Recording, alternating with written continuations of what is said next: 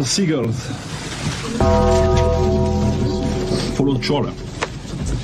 It's because they think sardines will be thrown into the sea. Thank you very much. Talking nonsense. So I thought, no, enough's enough. Why should I put up with that? Talking nonsense. So I thought, no, enough's enough. Why should I put up with that? Don't back down, double down. Don't back down, double down.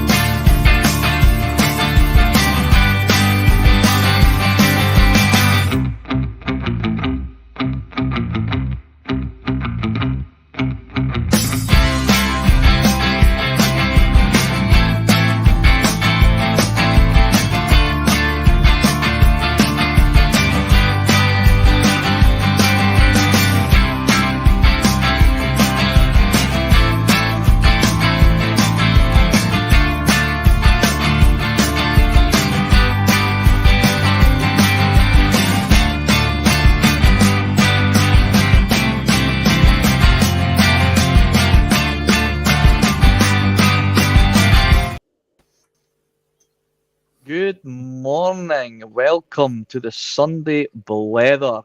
What a fine Sunday it is.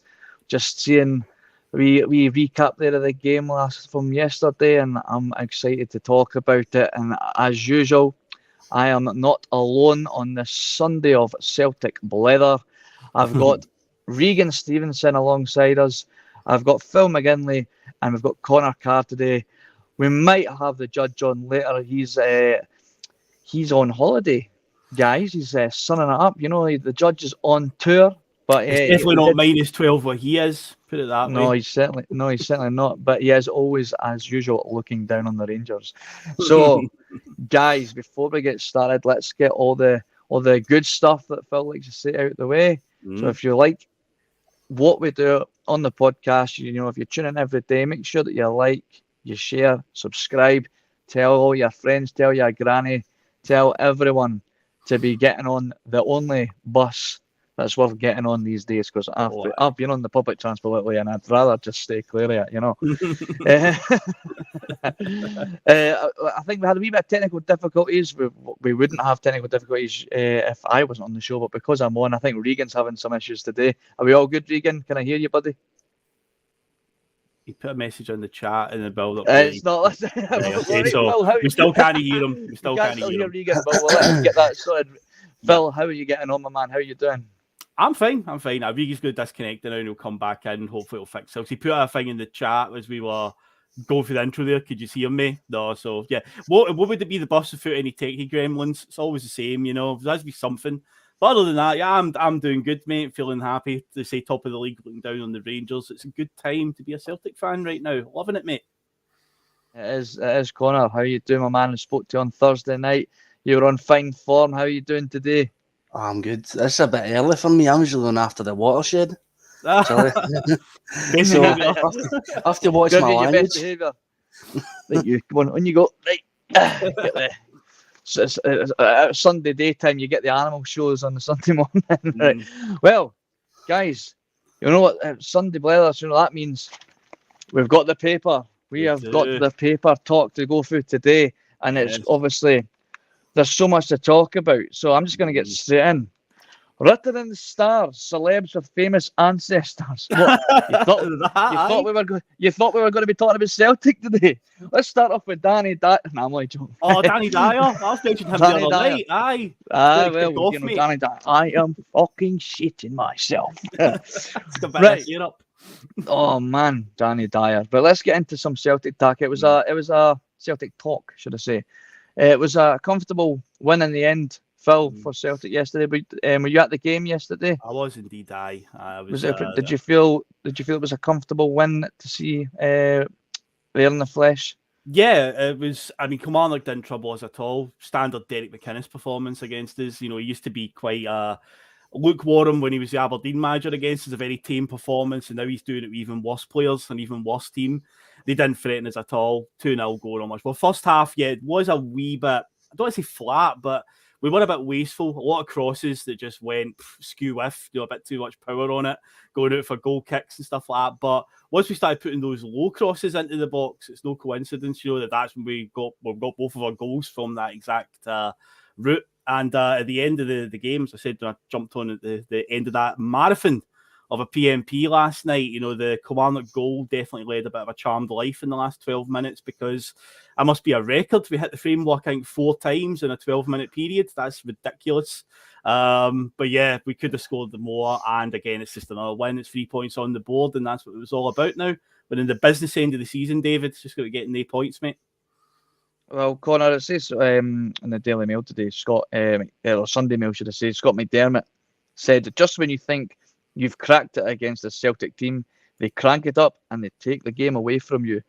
Usually that's a fair assessment from Scott McDermott there. Like I didn't manage to see the game. I didn't see the first half. I managed to catch a little bit of the second half through certain sites, and I was just, it was stuttering a fair bit, but the commentary was coming through, and I guess Phil was saying, like, all I could hear was the commentator going, "That's hit the woodwork again, and the woodwork's been hit again," to the point where I was just like, Jesus, what are we playing here? Like, did you manage to catch the game, or did you manage to see the game at all? I watched it. I watched it through some very, very legal means, so we're all good with that.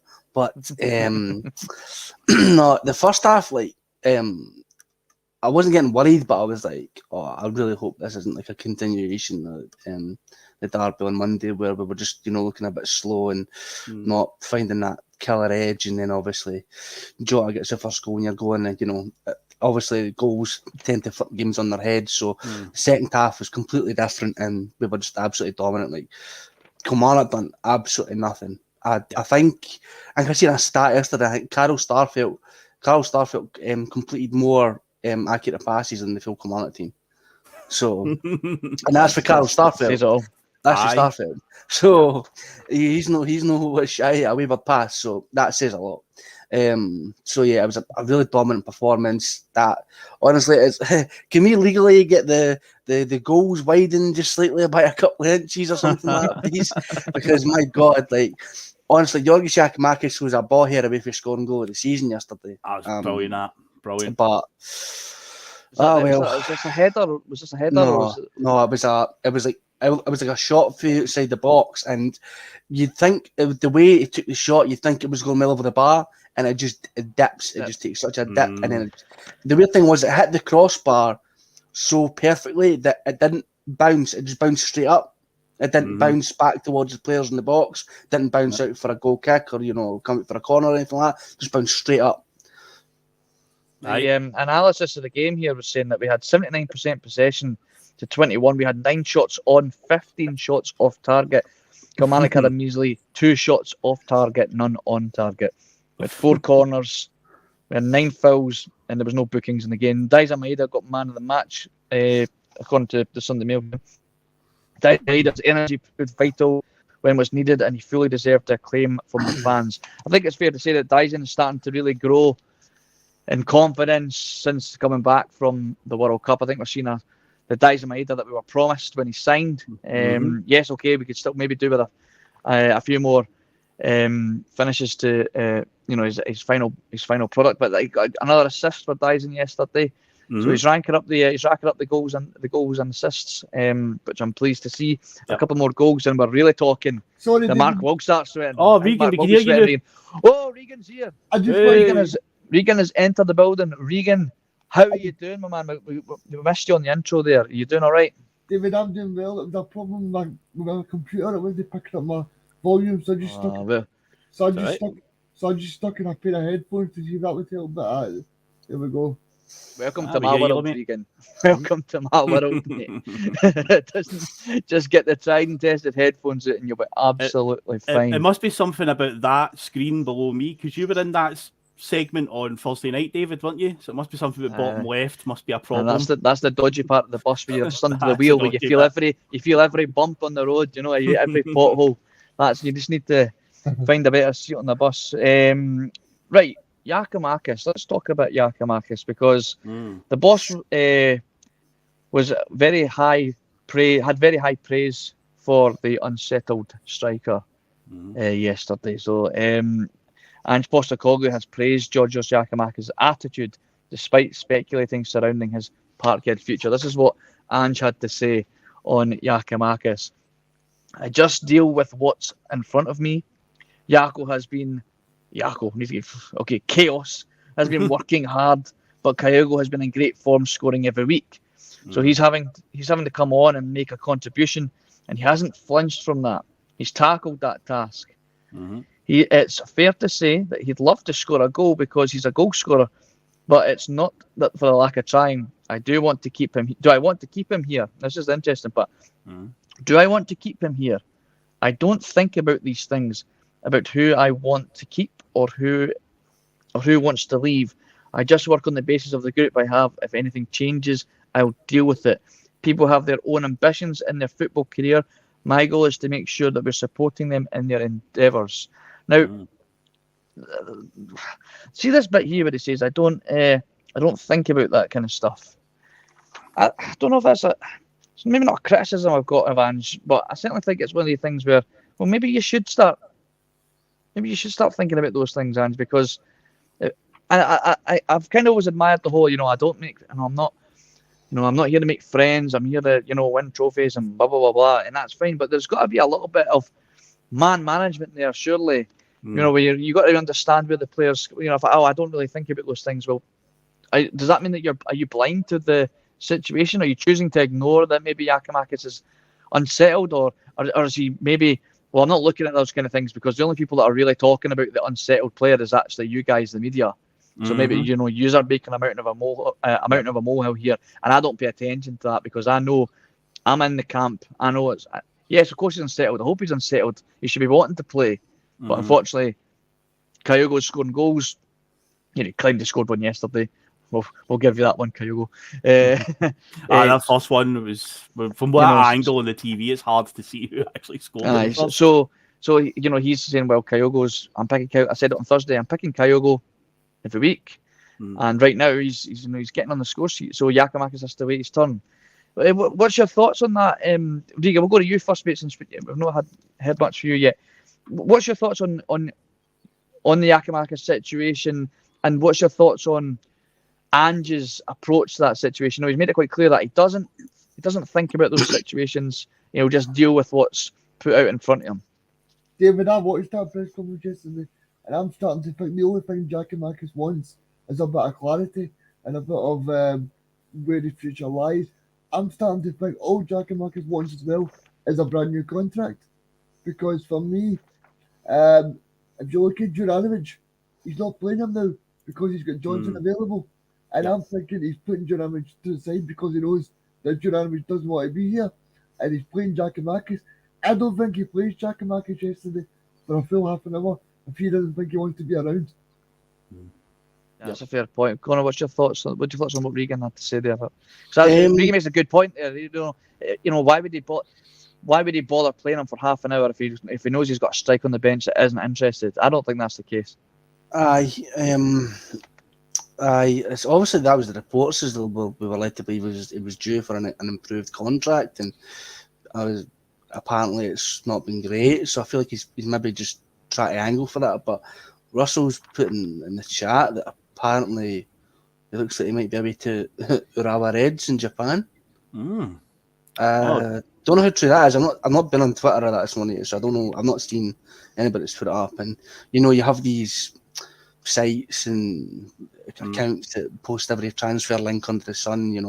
We're linked to about 20 players for Ireland and Israel and Japan every other day, and players are meant to be going out. And the other day was meant to go to Michelin, but we'll have to keep an eye on it. I don't want to lose him, but. This is controversial because I love on the bus, but if I was to pick one of the strikers I would rather lose Gigi, in all honesty. I'm probably with you on that one, if I'm being honest. Phil, I did say here, Giakoumakis has recently changed his agent and has already been linked with a $5 million move to Midtjylland, which has been pretty much, I think that's been rubbished. Yeah. Whether it's to do with affordability or not. But Ange goes on to say, Jaco, Jesus, we'll stick to chaos, eh? He's got a nickname for everybody, didn't he, Ange? Aye. Chaos worked his socks off today, and he has all of the time. People talk about who starts for us, but it's just as important who finishes the game. If we're going to be a relentless team, we need people coming on and making a contribution. Apart from the fact that Georgios was unlucky not to score, his work rate tracking back and the way he held the ball up for us was very good. So, like you said, there's not a want to try and score goals. It looks like he's a complete professional on the pitch.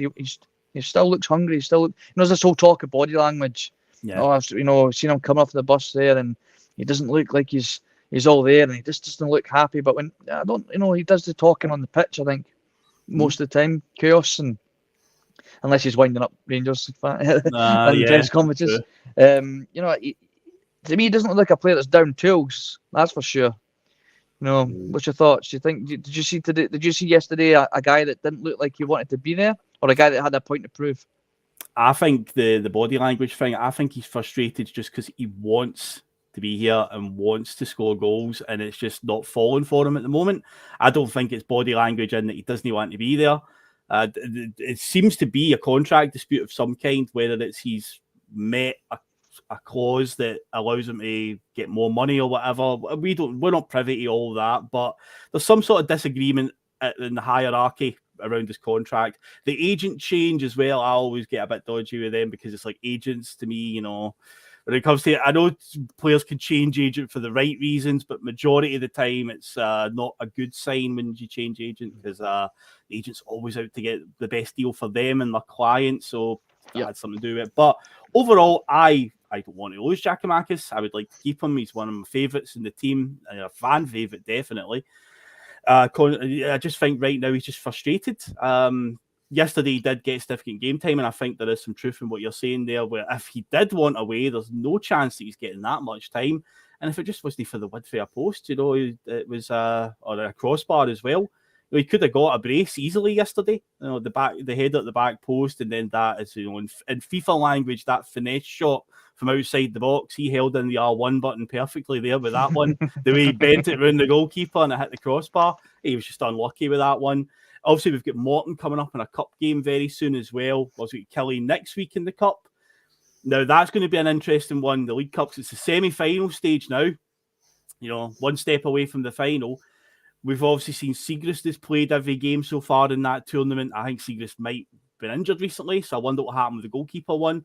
Will Giakoumakis get the nod up front in the cup game? Will he just leave it for the Morton game and stuff like that? And, I don't know. There's a couple of games coming up here where he's got an opportunity maybe to start a couple of the guys that aren't getting much game time to maybe prove a point. So that could be when it happens, but we'll see what happens with Giakoumakis. I hope he doesn't go. But I still also hold on to the belief that we probably do need one more striking option because we've seen in recent months where Kyogo and Giakoumakis at the same time been misfiring. It would be good to have a third option somewhere as well, but we'll see. That's it. We're lacking in striking options here, Connor. So I mean, is Ange only playing and giving him the 30 minutes because he doesn't have any other player to bring off the bench as a striker? Because is that a possibility?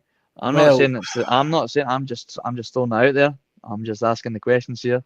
I mean, I mean, the only natural striking option, yes, but as we've seen last season, now I don't want to go back to this because I want to play players in the positions, but Dyson Maeda can play as a striker. Leila Bada played for us as a striker, you know, at a point last season where both Giakoumakis and Kyogo were injured.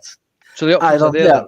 They're there, but I don't, honestly, I think that was more of just a, like not a panic move, but just, you know, try to throw it shit at the wall and see if it sticks, and that'll do. But I don't think he wants to do that again. I think, if anything, I think Ange wants to have 3 strikers available, you know, that are first team ready.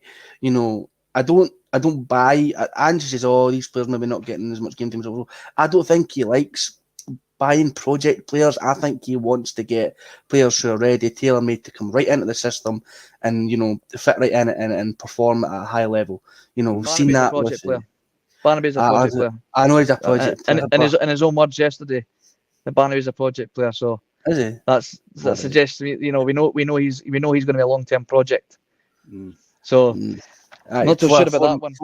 4 million's not a project. 4 That price though is a weird one.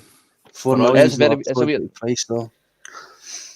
But I see the rumours are that I heard last night, and I've heard the exact opposite in the space of 10 hours, that Cho Gui-sung, Korean striker, is meant to go to FC Mainz in Germany, and now apparently he's not because FC Mainz don't value him at the price they want, and it's just Celtic and Fenerbahce that are looking for him. Cho, and it's just Celtic and Fenerbahce that are looking for him.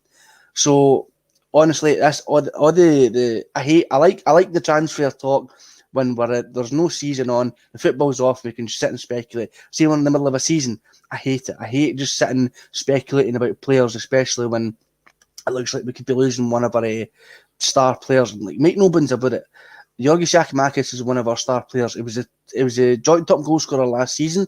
He was a top scorer in the Eredivisie the season before. Eredivisie. Very well said, Connor. Very well said. You've got to fill in for us. Spoken like a true Dutchman.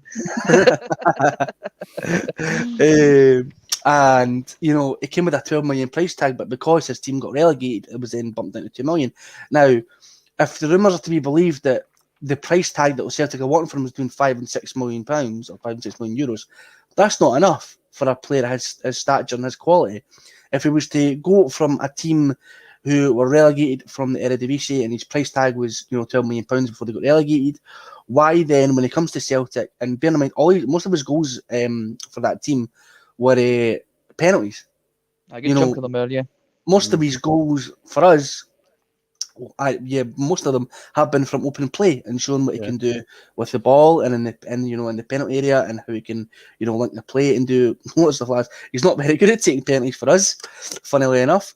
But you know, I feel like he's more than worth the 12 million that he was getting put up to, you know, before he came to us. So I don't know why we're trying to lowball him with, you know, such low offers, unless he's just wanting out. But I honestly don't see that. I think he definitely play, but we'll see. Another player that came back and made a big impact yesterday was our mullet sporting Portuguese superstar. I think there was the picture of Ange when he was 21 came up side by side on Twitter the other day, and they're saying like he's maybe modelling himself on Ange. I mean, it's a very Australian, you know, that side of the world. Look, he's going for. I think he took that wee trip to Australia to Hart and just came back with a wee tash in the mullet. They all rock mullets there. They certainly do.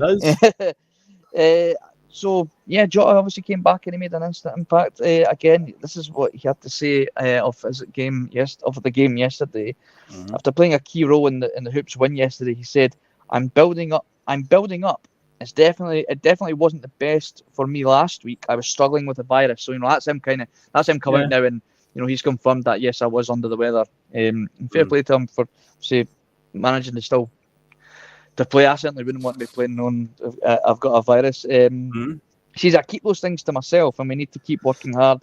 We can't control everything in life, but I feel fine now, and we have a lot of games to look forward to. I was very happy to score, but also that we could deliver the result.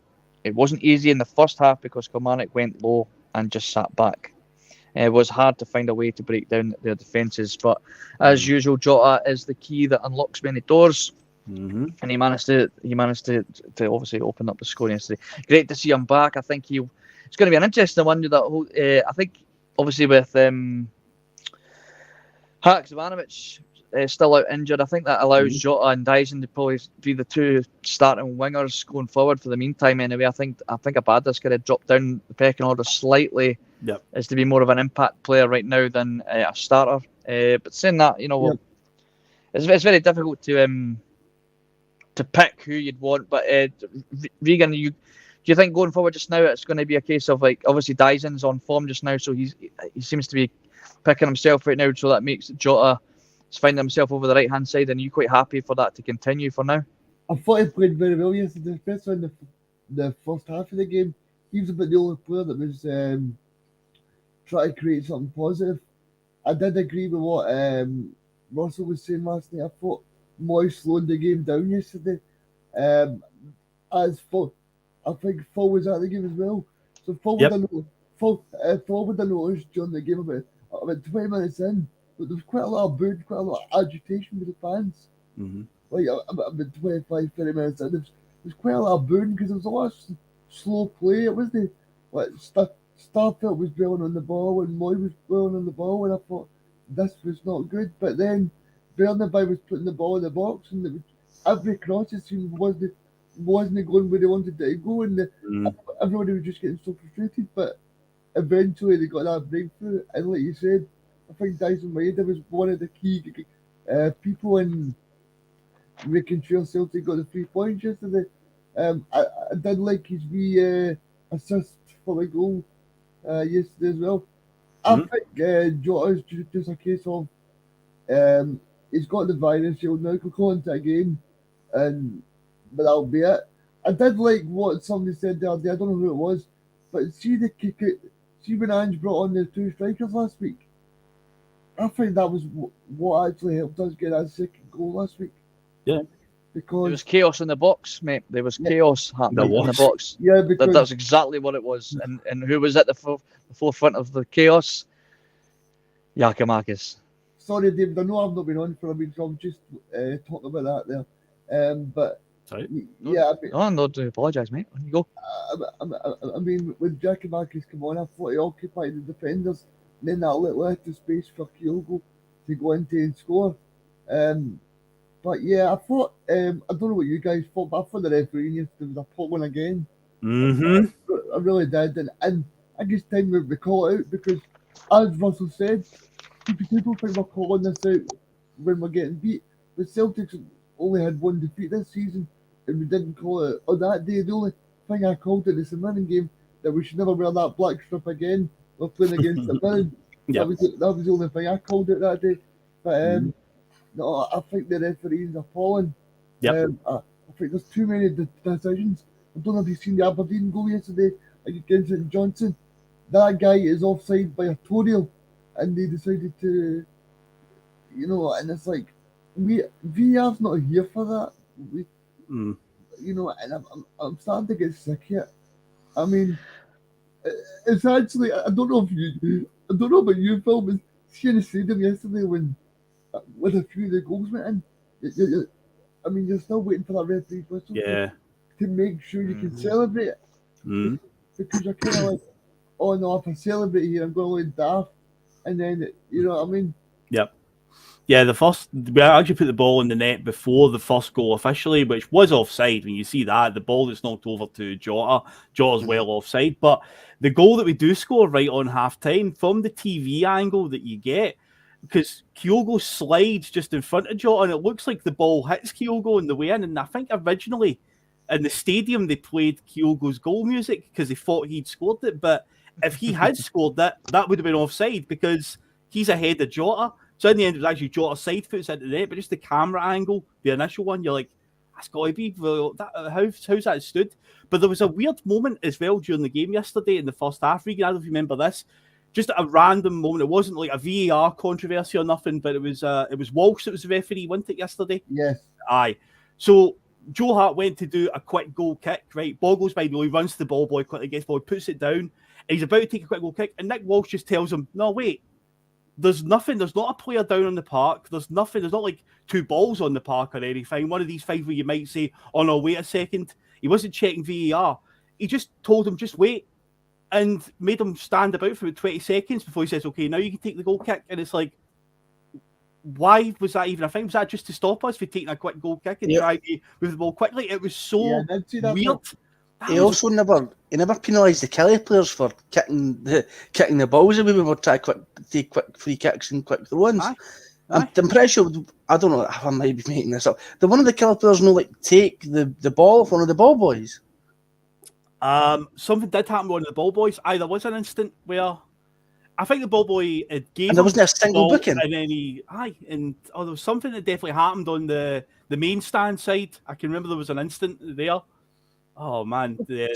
Again, Walsh was at it. I'm just a bit annoyed because you're playing Kelly Allen, Pibbles playing for the start, and there's not a single booking, which totally fucked up my bet. But he's always good for a yellow or a red. It's funny. I'm looking at the papers here, right, and they've got the Varometer. I can't believe this is even a fucking thing. I actually couldn't believe that they've dedicated a bit in their paper called the Varometer, and it says every week in Mail Sport we will analyse all the issues and talking points and how the big VAR calls influenced the matches. Now that word influenced, I'm sorry, VAR's not meant to influence anything. It's meant to help officiate the game. We've brought this in to get the correct decisions, right? There's not. What do you mean influence? No. The VAR's not meant to be influencing none. It's just meant to be. It's a tool for the referees to use to get the right decisions, and you can argue they're not getting them. Or there's certainly no. It's become a detriment to the understanding of the game. Look at that goal last night. I couldn't believe it. I could not believe that we've seen it happen in the Wolves-Liverpool game yesterday. The exact same goal, and it was given. Am I right in saying it was given? It was given. Yep. Salah headed the ball back towards goal or whoever it was. The Wolves defender headed into his path. We saw Livingston and Celtic a few weeks ago where the ball headed into the path of Abada, who scored, and then they checked it for about 5 minutes and decided that's offside. Yeah. And they got the rule book out and they sat there for 10-15 minutes to find it right. Well, somebody should have passed that rule book into England then because they got it wrong. They got it wrong. Or are the rules different up here to the game down there? I don't know. It seems so, yes. Weird. Anyway, we're not going to sit and talk about VAR. We're talking about VAR. Unless Regan has something else to talk about VAR. Something about Joe Hart yesterday, Phil. Did you see that bit where Joe Hart kind of dilly-dallied on the ball and then the whole crowd just took a big deep breath? Yeah, is that the back pass to him that he sort of, it wasn't a great back pass to be fair. But that's the thing, whereas I felt this season, even in games where we're comfortable at home, we've always got a wee bit of a mad moment in us where we either give a really soft goal away or we really play ourselves into a bit of trouble. And it's just that you've got to stay concentrated the full 90 minutes, understand the Celtic back line, especially the goalkeeper. Could be standing about for 90 minutes doing nothing, but you've got to be fully switched on. And Starfelt misjudged that back pass, and there was a collective sort of shut up and take a breath when that happened.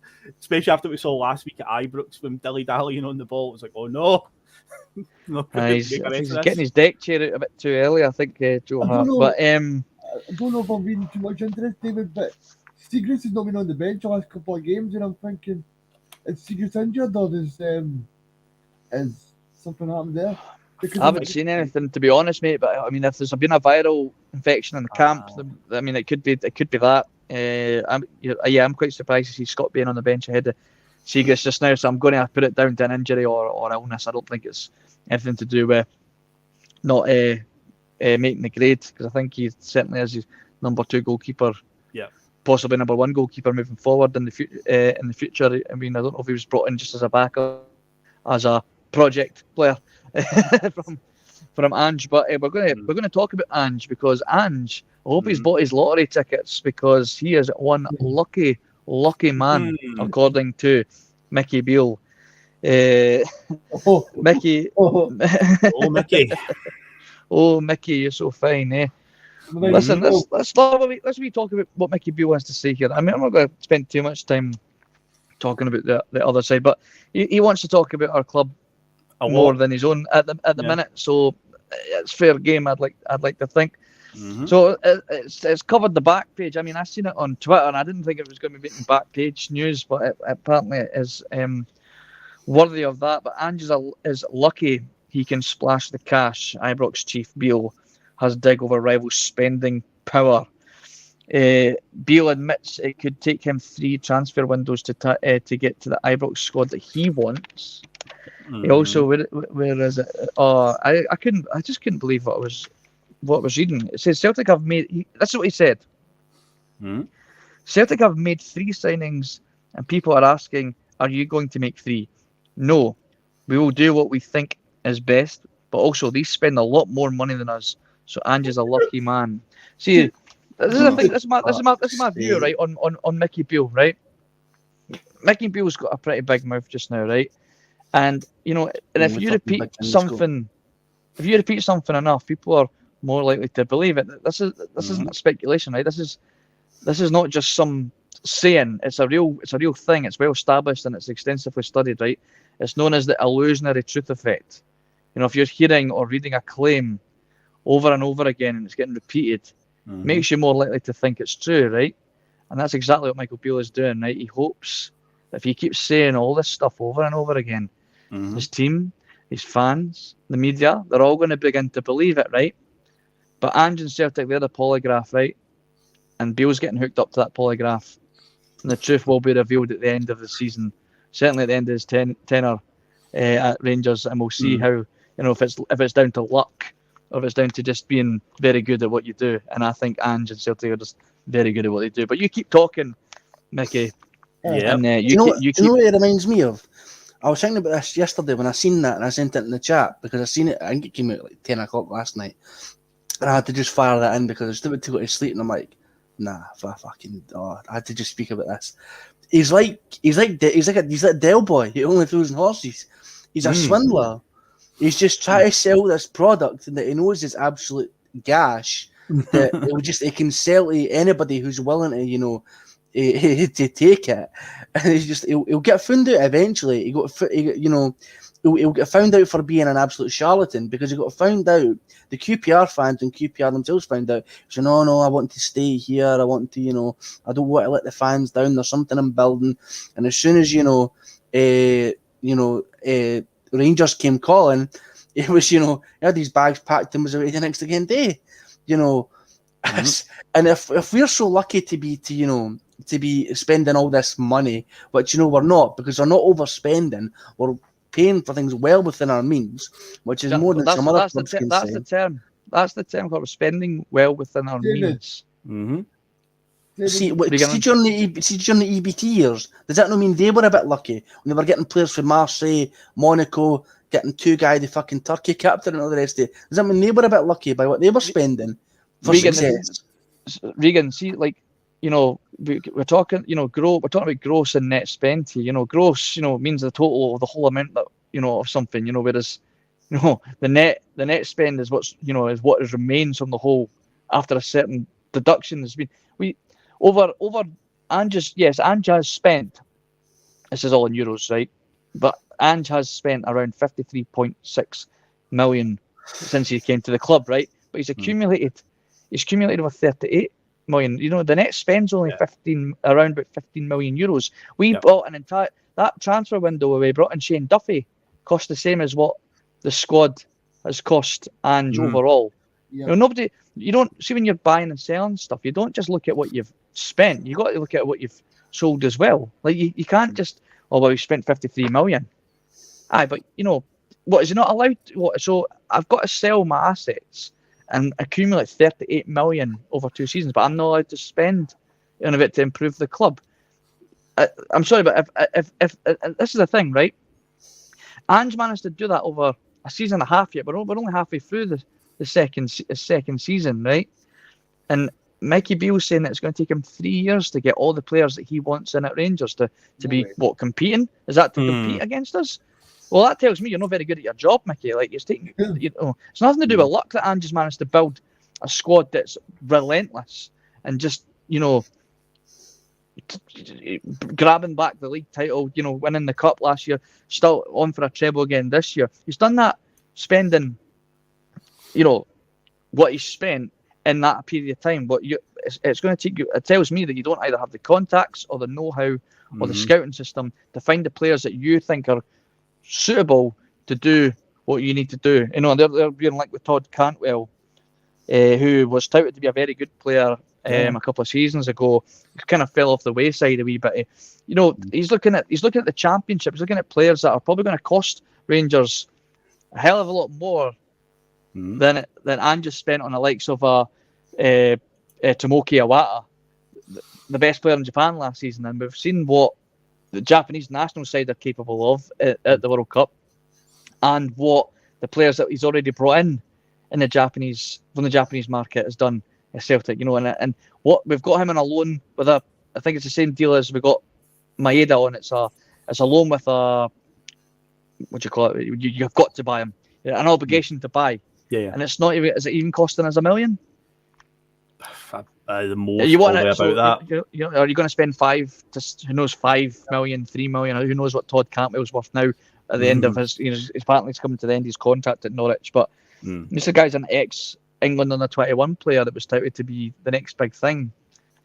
If that's the market you're wanting to shop in because you don't really have the scouting network to go and find a player that is maybe a hidden gem. Not even maybe a hidden gem. It's just like you don't have the know-how that Ange, he's obviously Ange isn't just picking players out his arse and hoping for the best. Yeah, he knows these players inside out. He said I would have brought Tomoki Iwata back to Celtic last season, but out of respect of my old club, I didn't want to pillage the entire squad. And he goes on to become the best player in Japan last year, and he's jumped on the first plane to Celtic when Ange's come calling. That's the pulling power that Ange has. The lucky son of a bitch that he is, David, I just wanted to say, is this not the same Michael Beale that said last week that the Celtic and Rangers squad are virtually the same and they're equal and the two squads are very similar? So he can't come out when Rangers are 12 points clear, 12 points behind them and say, oh, well, I'm so far behind. Do you know what I think Michael Beale's doing now? I want to ask you, if you think he's looking for an easy ride from the Rangers fans because he's so far behind, that he's thinking, oh, I better still conduct myself as if I'm doing the right things. He's getting the excuses out there. I think Paul made a good point last night. He said they took 4 points off Rangers last season. I'm expecting Dundee to get a draw today. So by the end of play today, I'm expecting it to be 11 points, right? Now, Michael Beale, he could end the season potentially 15 points behind Celtic. Now, as much as he could say, it's my first season, nobody expected me to win. But I'm telling you, see if they end any more than 15 points behind, the Rangers fans will start to ask questions. Because as Russell said when he was appointed, if you look at Michael Beale, you look at Giovanni Van Bronckhorst, Michael Beale was in charge for 23 games this season, and that'll be the most this season. So you can't blame Beale for being 7 points behind. No, it's true. You're absolutely spot on. Well, that'll round up paper talk, I think, because that there was plenty to. There's a lot in that paper regarding Celtic, but we could be here all day. We're just going to focus on them. So, let's move on from the old paper talk, and I want to talk about CCV and Starfelt and their partnership. Yes, the unbeatable partnership as it is. I think that's 38 league games that they've both started together and have yet to lose a game. That's equivalent of a full season that they've gone without losing a game as a partnership. Connor, Kobayashi's coming in.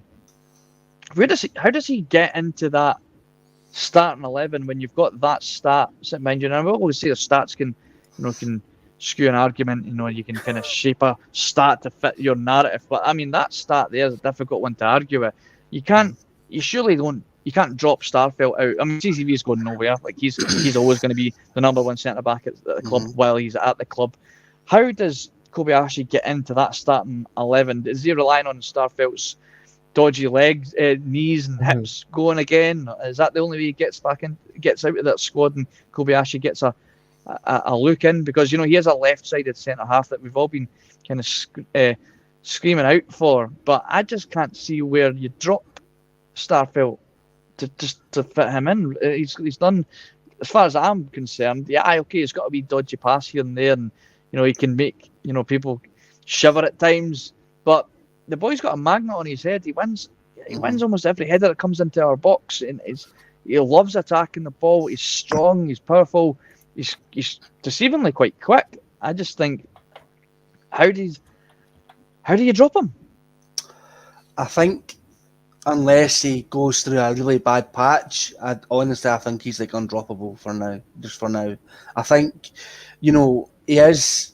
This is the way I'll put it. Like, I don't think he's the best football player, but he's a brilliant defender. He's really good at just see when he's got too much time to think about something. I feel like he panics, and you seen it yesterday. He didn't really play badly yesterday. I don't know why it's him, but he's out the two. Him and Carter Vickers on the field play more, because like if you're wanting one man on that pitch to be the last line of defence where you get to Jota, you want to be him and Carter Vickers. But he's the one that's marauding forward with the ball all the time. He's going up like 3/4 of the way up the pitch, and then playing a pass. He's just running up, and that's probably more to do with how Command play and stuff like that. But I don't know why he's the one being allowed to do that when Carter Vickers is clearly much better with the ball at his feet and can, I'd say, arguably make better passes. But I'd say when Kobayashi, I don't know how he is going to get in the squad unless, Ange likes what he sees in training and he's impressing week in, week out. I feel like we're going to have to wait until the Scottish Cup, tie against Morton to get our first taste of what Kobayashi's going to offer, because a cup game would be probably the most realistic at the minute. And even then, it's not necessarily the best barometer for judging them, because we're playing Green at Morton, and depending on who we draw, obviously, we'll get a couple of like lower league teams or teams for the Championship. So it's not the best quality opposition he's playing against, but honestly, we'll just have to just bide our time and wait and see. I would honestly, I know it's a semi-final, but Kilmarnock offered absolutely nothing. They did not challenge us one bit. Yeah, I don't think the event just really into our box. They had 0 shots on target. I think there's very minimal risk, even though it's a semi-final, of putting Kobayashi in and giving Starfelt a rest in that game. Well, what's your thoughts on this? I think you've got your views on the whole Starfelt situation. I'm going to let you run with that one. If do you think Kobayashi deserves a run in the semi-final? I don't know. Well, first things first is we need to check the spreadsheets to see if he's good enough, right? Because that's been a theme of this week, isn't it? So I'm just checking the spreadsheet just now. I said it last night at the end of the marathon PMP. We talked a wee bit about this 38-game run, which is a phenomenal start. And CCV is the number one centre back, and he is the best centre back. There's no disputing that. But obviously, you do need a good, solid, reliable partner alongside you as well. That's what they're building, that partnership. They've got a trust between the two of them, and the figures speak for themselves that they haven't lost a league game, the equivalent now of a full season. Is Starfelt a bit ropey when he's allowed to dwell on the ball? Yes, he is. Yes, there's no doubt about that. But that's the way the manager wants him to play. The manager knows that may be a deficiency of his, but he wants him to, get on the ball and try and take it forward and pass out a defence. That's what Starfelt's been told to do. But I always see when Starfelt is allowed to just react, a ball, you say the ball comes into the box, he commands the air. We haven't lost a headed goal this season when he's been in the team. Every headed goal that we've lost this season, Starfelt hasn't been playing. But since then, because a lot of the type of playing these the lower teams in the league, most of their tactics are hoofball, just lump a ball into the box. So Starfelt is good at commanding the air, but yes, he has got his moments. But overall, he's a decent enough defender, you know, for what we play against the week in, week out. He's fine. Can we get? I think the question is, can we get a better defender? Is a fair question. But I've noticed on Twitter in particular in recent weeks, there's been a real movement back towards what we saw over a year ago when he first joined, where a lot of people are like, he's shite. He's shite, and it's almost like it's the old motto on the bus, don't back down, double down. It's like people who were saying that 18 months ago are now going back to the, see, I told you he was shite. I told you shite. Well, he's not lost a league game yet. I know you may say, Carter Vickers bails him out all the time. Now, look at last week at Ibrox, right? There was a few issues there in the back line. Now, he plays on the left side of centre-back, so he's also relying on his full-back to help him out. And once Greg Taylor went off and you had Juranovic came on who was playing out of position, the whole left side of our defence was exposed completely. It was so off balance. So I don't think you can blame Starfelt for that. But a lot of people are holding his performance last week at Ibrox saying, I told you he was shite. He's always been, and it's, the only bad thing he did was give away that penalty. So his decision making can be, and he gets in a sort of panicky situation. Yeah, he does panic, but give him the benefit of the doubt. A lot of the time, he's having to get the ball into his stronger foot, and then trying to make the passage of play. Like it's such an awkward thing to be on your weaker side. Regan, what's your stance on the Starfelt situation? Do you feel like he's, since day one, I think the media just instantly was like, there's our new scapegoat. We're just going to target him. I mean, because you have to remember the guy, the first game was the first day of the season. He'd only just arrived from Russia. Really hadn't trained with that one training session, and he was apparently, I think, if memory serves me right, he was considered at fault for the goal. And just since then, this outcry of he's not good enough was born, and it just kind of grew arms and legs, and it's always just lingered in the background, waiting to just rear its ugly head every time he makes a slight mistake. What's your view? Do you think it's uncalled for? Do you think he's worth sticking with, and he is the guy that he is the partner of Cameron Carter-Vickers and should be until Kobayashi or Welsh or Jens proves otherwise? Yeah, I mean, I'm agreeing with Follow that. I think Starfelt really suits the Scottish football because, see, a lot of the time they're going to put the ball in the box and try and beat us on first contact and we'll win the second ball. And I think Starfelt really gets that suits that style of of clearing the ball away.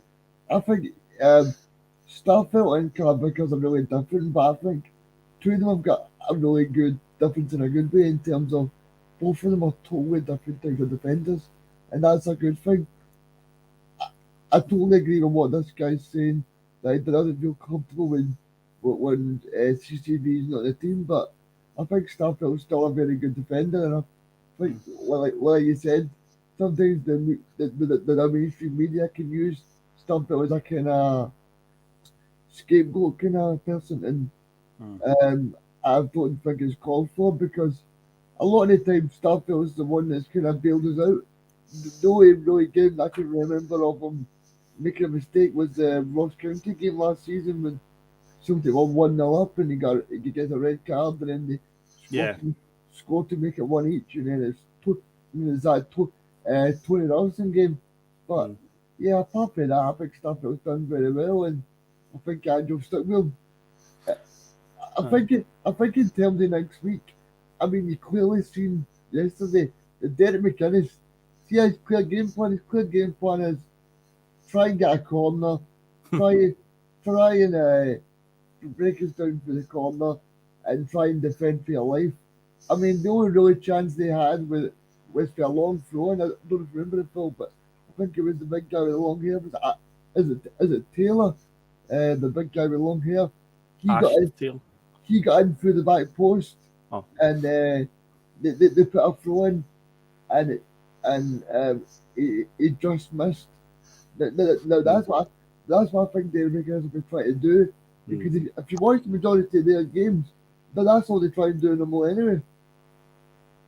It's, I think it speaks volumes if that's the tactics. Derek McInnes just playing for corners and throw-ins and stuff like that. I said at the top of the show, I said McInnes' tactics against us have always been a bit lukewarm, and now he's doing it with even worse players. So he had a decent enough team at Aberdeen, but now he's trying to do the same stuff with an even worse team than that. So it speaks volumes that that's the type of tactics they're going for. That's what he's got to rely on.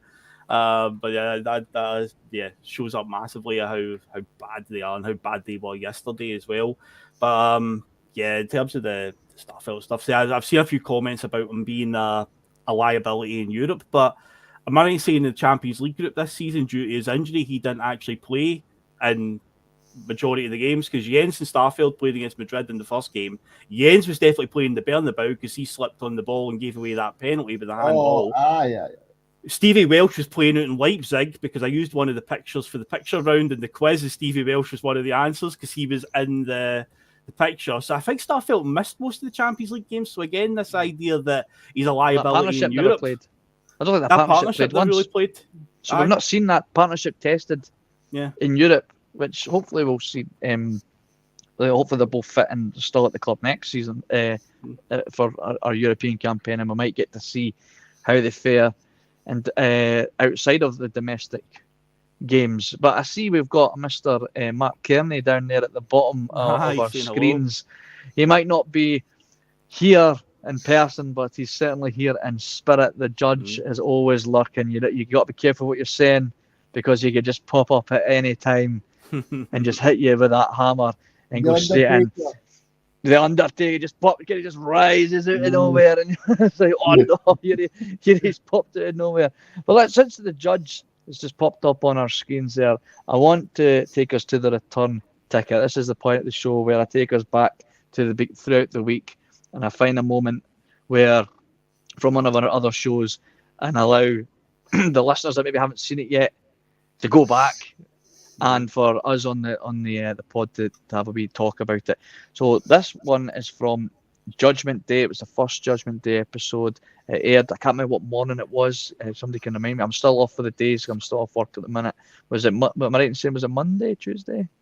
No, it was. I think it was. So we're still coming out of the festive period. So everything's still blending into one. I'm going to say Wednesday. I'm going to hedge my bets on Wednesday. I think it might be Wednesday because we didn't do the breakfast bar. But yeah, the Judgment Day, right? So what the Judgment Day is, it's, we all love the judge on the podcast. He's a fan favourite, we could say, of the bus. We all like to hear what the judge has to say on certain topics, and sometimes there's so many comments that they get lost, and we want to make sure there's plenty of engagement with you guys that are watching. And so what we did is we got you guys to put some questions to the courtroom for the judge to go over. And he didn't disappoint. I think the first episode was about 19-20 minutes long. You might find they might be longer, sometimes they might be shorter, depending on the questions that are given in. So make sure, if you want to get a question into the judge, if you want to be put in front of the judge in that courtroom and allow him to go through your questions, get those questions in, whether it's, I don't know if it's by email or by Twitter. I think it's just on YouTube. I think Russell puts up a thing in the community feed, just saying the community feed. So get your questions in the community feed, right? Yep. So this was a question that was given to Mark by one of the OG members of the bus, Alex Forsyth. He's been on the bus for a long time now. Yeah. And the question that was given to Mark was, do you think we should be looking at a new goalkeeper? This is what the judge had to say to Alex Forsyth on that one. Do we think we should be looking for a new goalkeeper? Short term, for me, the answer is no. I think Joe Hart's going to be number one this season. But I've got to say, I love Joe Hart. I think he came in at Celtic just at the right time. I think, if you remember, right, when we signed Joe Hart, we hadn't got Carter Vickers over the line yet. We needed somebody who was commanding and who was able to control that defence. And Joe Hart's like a second captain to me. Well, maybe a third captain now that Carter Vickers is emerged as a captain as well. And he holds that defence so well. This is the thing that a lot of people miss when they're watching the games on TV. And it's no criticism of people, but he's constantly shouting, he's constantly talking to Ange, he's talking to his centre-backs, he's talking to his wide players, and he's constantly controlling that defence. He's a settling figure.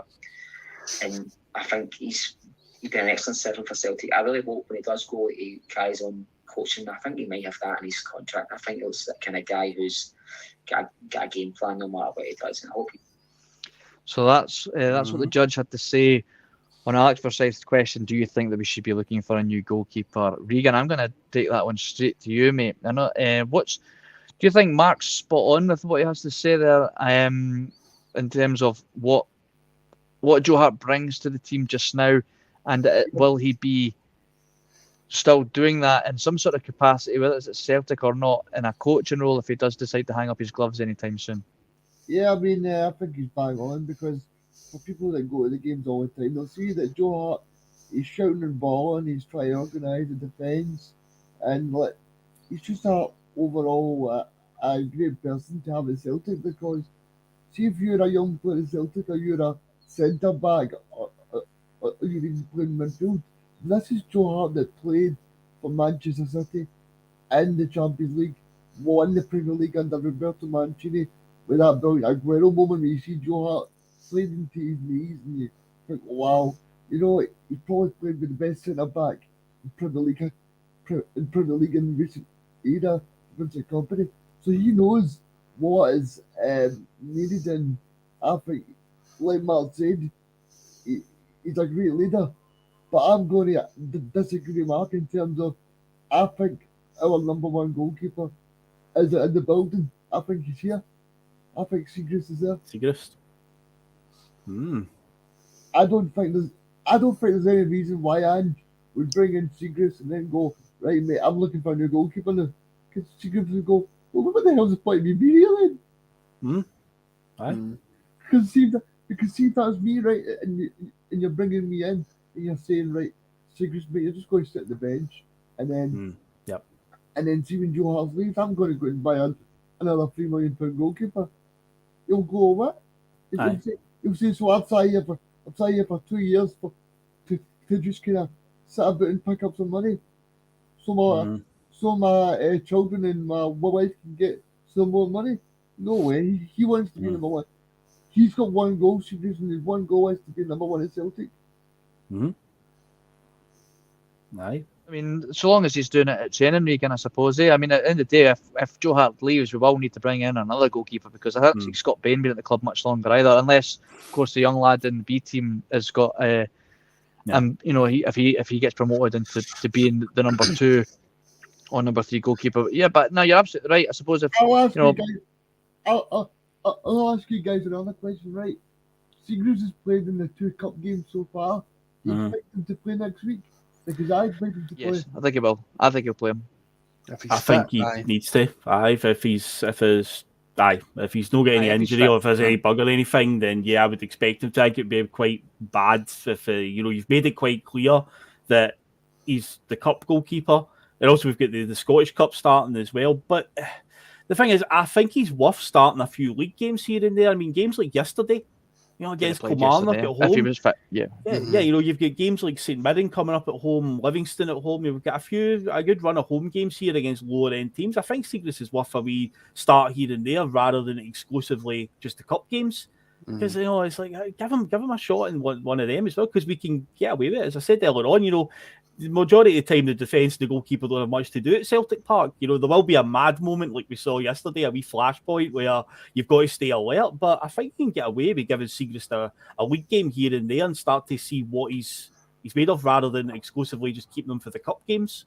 He's a great shot stopper from what I saw him at Dundee United and what we've seen so far in a Celtic shirt. My only concern with him is I don't think he's that convincing with the ball at his feet either, if I'm honest. From what I saw the Motherwell game, I'm sure it was the Motherwell game he played, there was a few times that I thought, his distribution from... I know that's not the main part of being a goalkeeper, but it's obviously a big part of being a Celtic goalkeeper if you're going to be playing under Ange.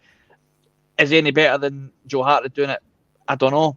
But then again, it's a lesser of two evils here. He's a good shot stopper.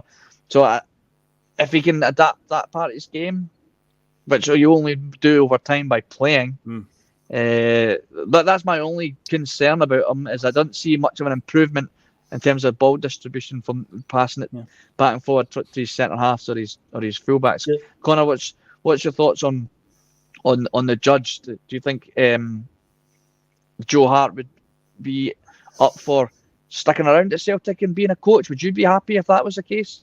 I'd love him to stay and be a coach, because you see that what Stevie Woods has done as a goalkeeping coach. He's improved players massively.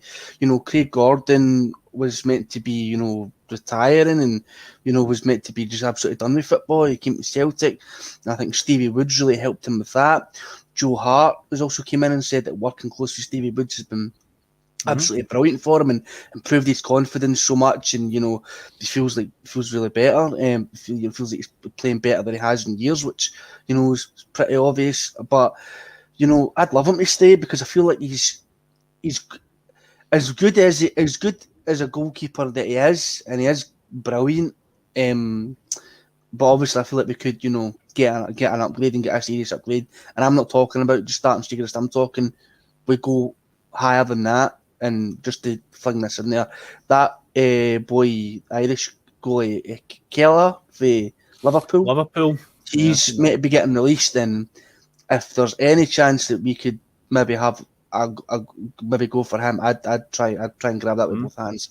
But on the topic of Joe Hart staying, I'd love him to stay and be part of the coaching setup here at Celtic. Because it's not just the players coming in at the first team that he'd be helping improve. He'd be helping with the young lads in the B team and in the academy and that as well.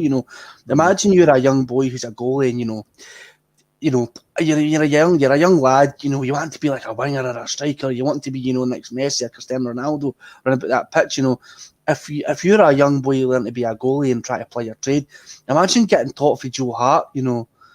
Won the league with Man City, was one of the best goalkeepers in the world. At one point, that'd be absolutely brilliant, and you would listen to him, because if you've seen for the documentary that came out about last season, his post match and pre match interviews, he's a leader on and off the pitch, and as far as I can tell, an absolutely lovely gentleman. So. He's meant to be absolutely brilliant. So I feel like he'd be a brilliant influence, within Celtic for years to come if we could convince him to stay. Here's a question for you guys that I want to just put to you. So obviously we were talking about the Siegrist thing there, when being the cup goalkeeper, and providing that he's fit for next week and isn't mysteriously out of the team, then we'd expect him to start v Kelly. There's a good chance that the final of the League Cup is going to be Celtic v Rangers. Would Siegrist, do you think Ange would stick with Siegrist in that one if he's played all the cup games, or would he revert back to Joe Hart for that one? Because the goalkeeper is such a precarious position. If it goes wrong and Siegrist has started, that's one where fans be like, oh, it should have been Joe Hart all along. So that's one that's interesting. We've seen that happen in England in the past, where the reserve goalie has played every game until the final, which is a bit unfair on them. They've played their part, and then you get to the final, you're playing your big rivals, and then it's like, I don't know, back to the number one keeper. I wonder what would happen there if that was the case. I'd be keeping Siegrist, and if it was me personally. Regan? I think if Rangers are playing John McLaughlin, I'd play Siegrist every day, because John McLaughlin's got a few more howls than Siegrist anyway. He definitely does. I think you're right. Connor, what about yourself? Would you stick or twist with Siegrist? Oh, honestly, stick. I'd stick with Siegrist. I don't see why you would change that. I know, obviously, it's not fair, and he's been playing well when he's came in, so you wouldn't want to disrupt that, and maybe that could totally shake his confidence as well. Saying, set a player right back, you don't trust me in a semi-final, don't trust me in a final, then what's the point in my to just play against the league opposition? Is that all you think I'm good against? Yeah. I've seen him pull off mental saves against Rangers last season. The game they won at Tannadice, he was absolutely brilliant. Aye. You know what I mean? And yes, that's as well. I mean, he was a thorn on our side for a long time. So he's I think he's more than capable of taking the step up to playing in a semi and a cup final. The comment that came up for Boise there about do we have the money to go and improve and buy another goalkeeper? Yes, we should get shopping. I think that's absolutely. It's every position is up for grabs. Like you said, Siegrist says yes, 30-31, which is young in terms of goalkeeping. Absolutely, but the goalkeeping situation is such a weird one. Look at There's Jack Butland. He can't get a game for Crystal Palace, and he's went on loan to Manchester United. Like, to be back up to someone else. It's just it must be such a difficult position to manage as a player and as a coach. You know, like in terms of like who you picking and what team are you happy to be sitting on the bench at a Man United? Just because it's Man United, rather than being the guy that sits on the bench and kind of get a game for Crystal Palace. But Jack Butland was meant to be the heir to Joe Hart's throne. Yeah, that's right. And he was it Stoke City? He spent most of his career at and ended up at Crystal Palace. Can't get a game there.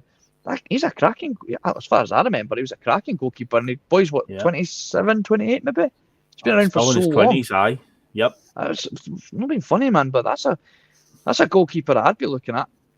If I'm being totally honest, a realistic player that we could maybe entice to come to Celtic. When you've got a Joe Hart there, that could be saying to him, "Look, I've played at the highest level at Man City. The grass is just as green up here, believe it or not." Yep. And there's a lot more gold and silver up this end for you than there would be sitting on a bench at Man United or Crystal Palace. Yep. But I think that's a good way to wrap this episode up. We've got so much to talk about coming up next week. I'm sure the Monday Club's back on its correct day. Monday Club is back on a Monday, as far as I know. Yes, it will be. As well. I don't know what's happening with the breakfast bar. We'll need to make sure that we'll get some sunny D out and some coffee and just make sure Boyce is setting his alarm. We might be bringing that back this Wednesday. We'll see what happens. I do get a kick out of your dad winding Russell up every week. How bright and chirpy Johnny is. Oddly chirpy for that time in the morning. Russell's just like, this is the last one. This is the last one I'm ever doing, and he's back next week. So when Russell says that, no, he'll be back next week. So as far as I know, breakfast bar should happen. Do we have a midweek game coming up this week? No, it's next midweek. We've got one against St Mirren. So the next PMP wouldn't be till the Kelly Cup game on Saturday. Yeah, and obviously we'll have the TNF and the Bustalgia. What's on the Bustalgia this week, Phil? Oh, I haven't decided yet. I'll call it. You haven't decided? No, I don't want to leave it for a surprise. I will surprise you at some point. Excellent. We all love surprises on the bus, right? Well, guys, thanks again to everybody for tuning in this fine Sunday morning. I hope the rest of your day is just as good as it should be for Dundee United today, hopefully. You know. So Connor, thanks for joining us today. It was good for you to step in. Very welcome. Regan, the real face that runs the place, and of course Phil. Thank you very much for keeping me company this Sunday morning. We'll see you next time. Catch you later, guys. See you. Bye. Some of his comments about me deliberately trying to cause controversy. Well, I work in the media now. And you've got someone sitting there next to you who's an embarrassment to the media profession. He's an apologist. He's a charlatan.